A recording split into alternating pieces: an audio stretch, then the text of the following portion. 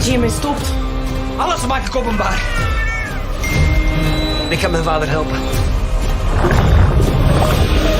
Je kunt toch niet ontkennen dat je jezelf niet bent?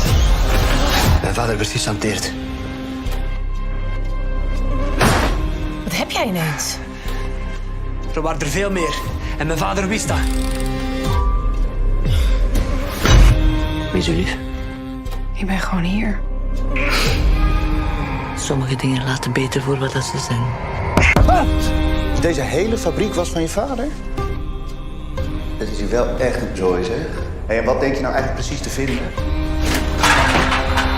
Ik ben iets aan het opzoeken van onze papa.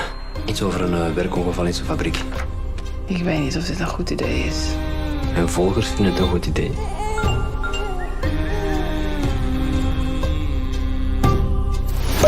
Er is daar veel meer gebeurd dan je zou denken. Ik ben Liv. Ik ben dus Matthias' vriendin. Ik had niet gedacht dat hij hier terug zou komen. Ja, maar verlangde toch naar wat rust. En gaat hij dat hier kunnen vinden? Voilà, deze is het. Ons nieuw huis. Dat is hier niet slecht, hè?